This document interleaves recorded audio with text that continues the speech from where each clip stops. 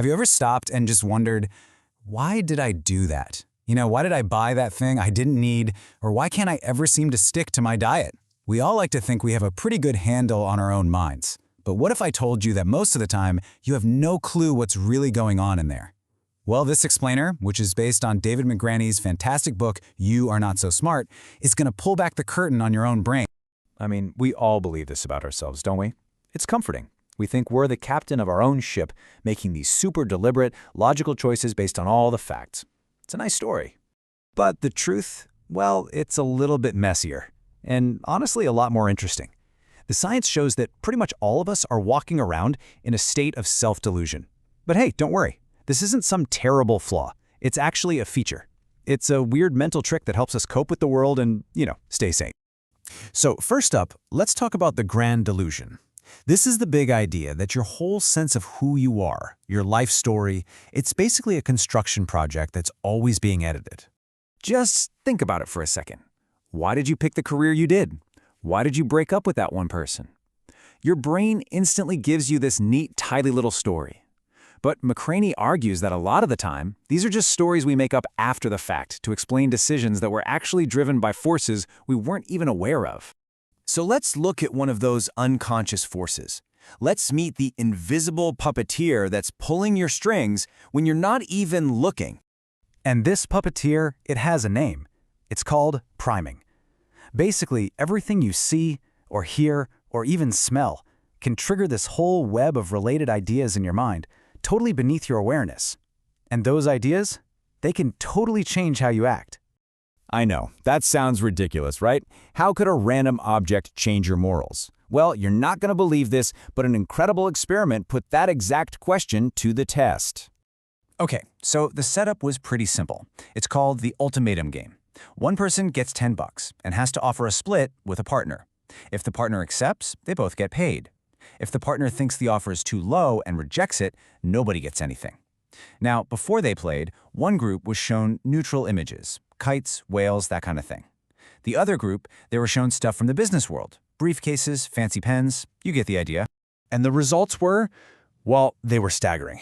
In the neutral group, almost everyone, we're talking 91%, offered a fair $5 split. But the group that just saw a briefcase, whoa, only a third of them did. They got way greedier, way more competitive, just from looking at an object. But here's the absolute kicker. When the researchers asked them why they made their offers, nobody said, "Oh, I saw a briefcase and it made me feel like a Wall Street shark." Not a single person. They all came up with these perfectly logical-sounding reasons for their choices, completely unaware of what really influenced them. They told a story. And that whole act of just inventing a reason when you don't know the real one, that leads us to the full-time storyteller that lives in your brain. The official term for this is confabulation.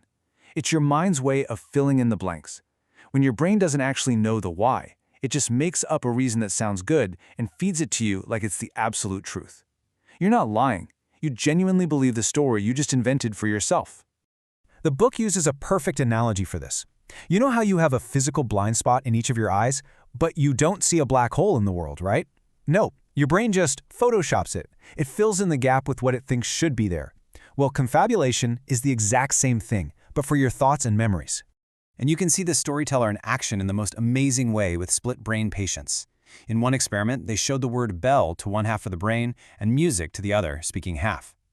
The hand controlled by the bell side pointed to a picture of a bell. But when they asked the patient why he did that, the speaking part of his brain, which only saw music, didn't say, "I don't know." It instantly confabulated a story to connect them. The last music I heard was from the bell towers. Now, this little storyteller in your head isn't just a narrator, it's also like a bouncer at the club of your mind. It actively goes out looking for information that supports the stories it's already telling, and it pushes away anything that contradicts them. This, of course, is the famous confirmation bias. And how much do we do this? Well, one study found that people spend a whopping 36% more time reading articles that just confirm what they already believe.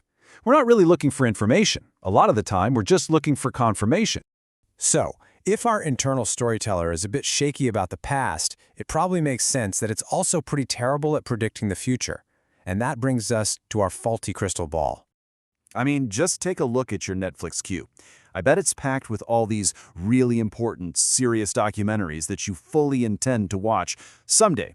But when tonight actually rolls around, what do you end up watching? That sitcom you've already seen 5 times. Sound familiar? Yep, this is called present bias. Your brain has a really hard time understanding that the person you'll be in the future won't have the same noble goals as the person you are right now. When we plan for the future, we're all rational and thoughtful, but in the actual moment, we just want that quick, easy reward. It is a constant battle. Now you makes the plan. I'm having a salad for lunch. But when lunchtime actually comes, future you, who's now become present you, is staring at a cheeseburger. And that immediate pleasure of the burger almost always wins. This is basically the engine that drives procrastination. So, after all this, what are we? Just hopelessly flawed, irrational machines? Well, yeah, kinda. But that's not a bad thing. It's just a human thing. That internal storyteller, it's not a bug, it's a feature. It's what gives you a stable sense of who you are from one moment to the next. Without this beautiful, necessary story you tell yourself, you wouldn't be able to function. Your identity is that story. You can't just get rid of these biases. You can't fire your internal storyteller. But you can become aware of them. Just by knowing that something like priming exists, or that you're naturally drawn to confirming your own beliefs, you can start to question your gut feelings. That awareness, that's your secret weapon. So no, you aren't as smart as you think.